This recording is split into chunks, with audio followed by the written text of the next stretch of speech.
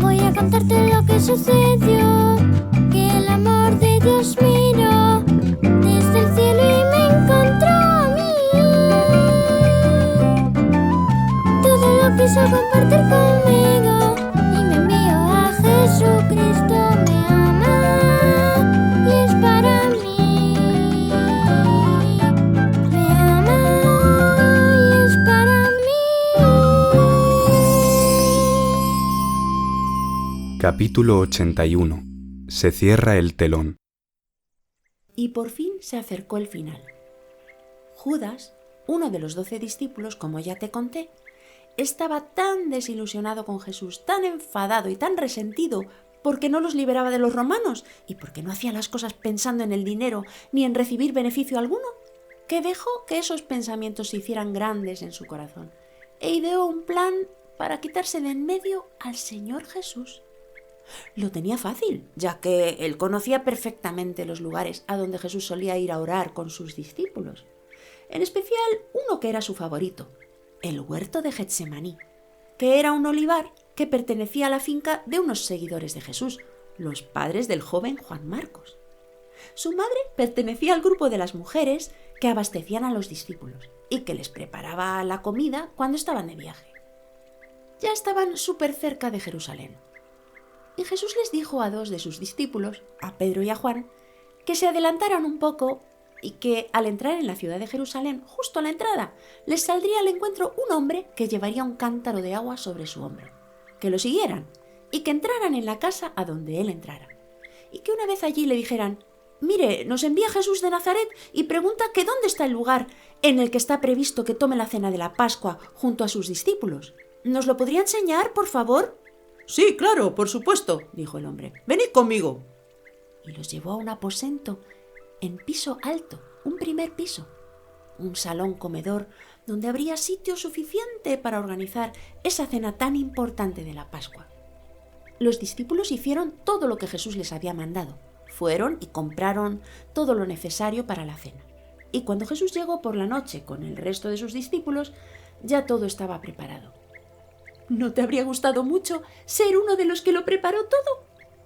Porque eso es servir a los demás. Y al Señor le gusta que estemos dispuestos a obedecerle y a servir a los demás. Todos estaban contentos, pero Jesús sabía muy bien que esa iba a ser su última cena y que lo que le esperaba a partir de ese momento no iba a ser nada agradable ni nada fácil para él. Así que comenzó a entristecerse, a pesar de verlo todo tan bonito, y tenía sus motivos. Pero aún así se comportó hasta el final como un verdadero ejemplo para todos nosotros. En la cena de la Pascua se comía un cordero con hierbas amargas y panes sin levadura, o sea, sin hinchar, como era la costumbre para esa celebración. También se bebía el fruto de la vid, o sea, el vino. Pero en esta ocasión se iba a cumplir aquello que hacía un tiempo había anunciado Juan el Bautista, el familiar de Jesús, al lado del Jordán, cuando estaba bautizando a la multitud y cuando dijo: «Este es el Cordero de Dios, miradle, por allí viene el Cordero de Dios, el que quita el pecado del mundo». Jesús sabía que en esta ocasión el Cordero que se iban a comer simbólicamente era él mismo, ya que su cuerpo iba a ser machacado hasta la cruz. Y Jesús lo sabía muy bien. Así que, según llegaron al aposento alto tan bonito, iluminado y tan bien preparado para la cena, resulta que, una vez más, la conversación de los discípulos el uno con el otro trataba de ver quién de ellos sería el más importante y que quién se quedaría al mando sobre los demás, en el caso de que verdaderamente Jesús desapareciera. Pero entonces Jesús hizo algo muy importante y muy significativo. Cuando ya estaban sentados a la mesa, él mismo se agachó con un barreño de agua que había preparado y se fue con el barreño y una toalla seca a lavarles los pies humildemente a cada uno de sus 12 discípulos más allegados, que eran los que estaban a la mesa celebrando esa cena tan especial. Las mujeres estaban con sus respectivas familias. Era la Pascua. Y la costumbre era que, al entrar en las casas de la gente más rica, el esclavo más joven, o digamos el menos importante, hiciera justamente lo que ahora comenzaba a hacer Jesús: ir uno por uno a lavarles los pies a los comensales. ¿Te lo imaginas? ¡Qué vergüenza sentirían los discípulos!, ¿no crees? Jesús mismo, el más importante, Dios mismo entre ellos, lavándoles los pies sucios y manchados del polvo del camino. Y ellos discutiendo momentos antes entre sí que quién era el mayor. Jesús, que era Dios, se hizo el Cordero de Pascua por ti y por mí. ¿Tiene algún sentido que nosotros nos planteemos si somos mayores que nuestro hermano?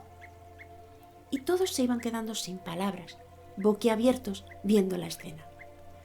Cuando le llegó el turno a Pedro, éste dijo: «No, Señor, no permitiré que tú me laves los pies jamás. No, Señor, no te mereces esto». Pero el Señor le respondió: «Pedro, deja que te lave los pies para que puedas tener parte en mi reino».